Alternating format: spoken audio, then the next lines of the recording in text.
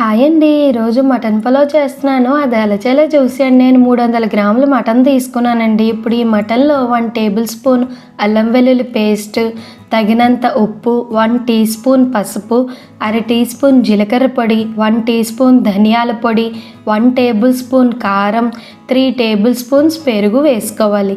ఇవన్నీ బాగా కలుపుకోవాలి. ఇలా బాగా కలుపుకొని ఒక గంట మ్యారినేట్ చేసుకోవాలి.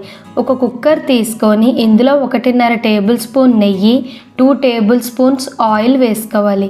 ఇందులో కొద్దిగా దాల్చిన చెక్క, 2 యాలకులు, 2 మిరియాలు, 2 బిర్యానీ ఆకులు, కొద్దిగా షాజీరా, 2 అనాస్ పువ్వులు, 2 జాపత్రి, 4 లవంగాలు ఇవన్నీ బాగా వేగనివ్వాలి.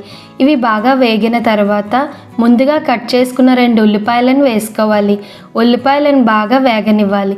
ఇందులో 1 టేబుల్ స్పూన్ అల్లం వెల్లుల్లి పేస్ట్ వేసుకోవాలి. పచ్చివాసన పోయేంత వరకు బాగా వేపుకోవాలి. ముందుగా మ్యారినేట్ చేసుకున్న మటన్ని వేసుకొని మటన్ని కొద్దిసేపు బాగా వేగిన తర్వాత ముందుగా కట్ చేసుకున్న ఒక టమాటాను వేసుకోవాలి. బాగా వేపుకోవాలి.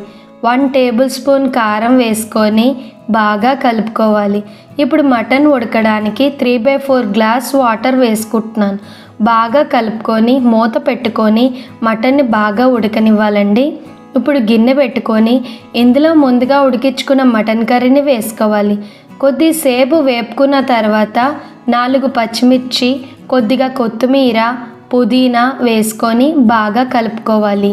సిమ్లో పెట్టుకొని నిమ్మకాయ పిండుకొని బాగా కలుపుకోవాలి. తగినంత ఉప్పు వేసుకొని బాగా కలిపిన తర్వాత 2 గ్లాసుల బాస్మతి రైస్కి 2.5 గ్లాసు వాటర్ పోసుకోవాలి. బాగా కలుపుకొని మూత పెట్టుకోవాలి.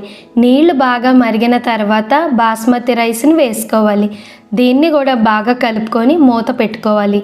4 నిమిషాలు అయిన తర్వాత బాగా కలుపుకొని 15 నిమిషాలు మీడియం ఫ్లేమ్లో మూత పెట్టుకోవాలి. తర్వాత స్టవ్ ఆఫ్ చేసుకొని ఇలా కలుపుకొని సర్వ్ చేసుకోవాలి. చూసారా ఎంత బాగా ఉడికిందో? మీరు ట్రై చేయండి. అలాగే సబ్స్క్రైబ్ చేసుకోండి.